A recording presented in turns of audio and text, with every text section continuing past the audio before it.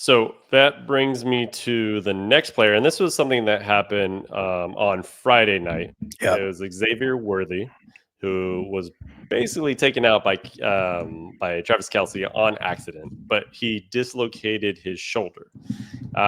So those are always super concerning.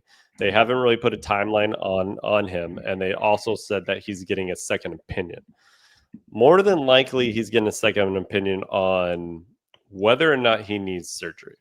So, just to break down what a dislocated shoulder, what happens with that, a lot of times when, say, this is your humeral head that goes into the socket here, if it dislocates, you can see how it hits my palm right there.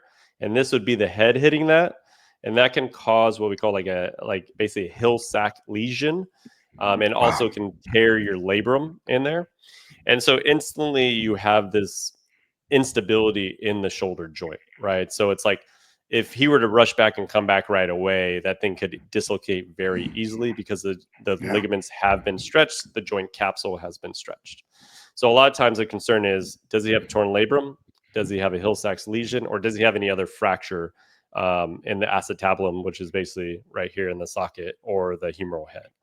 So those are the Hmm. main things they haven't said at all. And I think that's what he's seeking, whether or not he can play through this type of injury.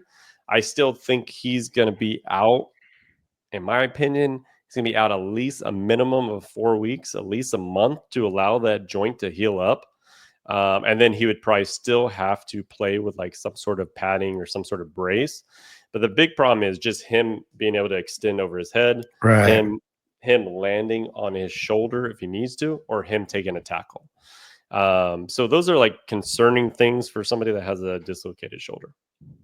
Man, last year, Pat Mahomes took out Rashee Rice.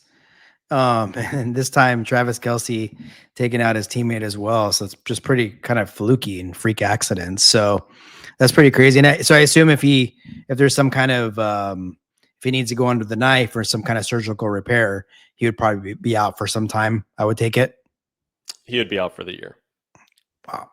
Yeah. So So it's I think that's what it is. It's more like, is this something that I can truly play through? Which he manageable. probably could if he allows it to heal. Mhm. Is it something that's going to put him at risk for further injury, like ruin his career? Then there's something that he might need immediate surgery.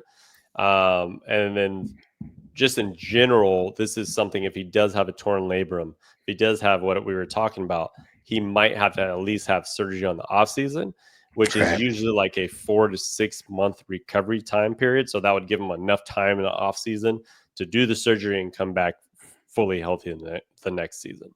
So I think that's Mm. all the things that they are considering. But we do know it's dislocated. We just don't know what the damage was inside the joint.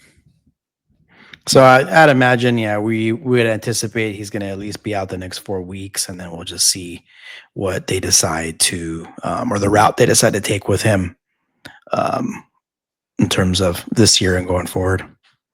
Yeah, for sure. And it's a tough break. I mean, obviously, he's one of the young receivers, and they obviously have Rashid Rice that's already out for 6 games.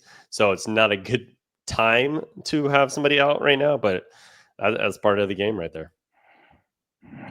Yep, yep, it's tough. It's a tough one. I think we hope it's not terrible, but we know every week we're going to have a few of these that we're going to talk about, and so, For sure. like you said, today was at least it's easy for us to say that it was a decent day, but nothing catastrophic. It looks like.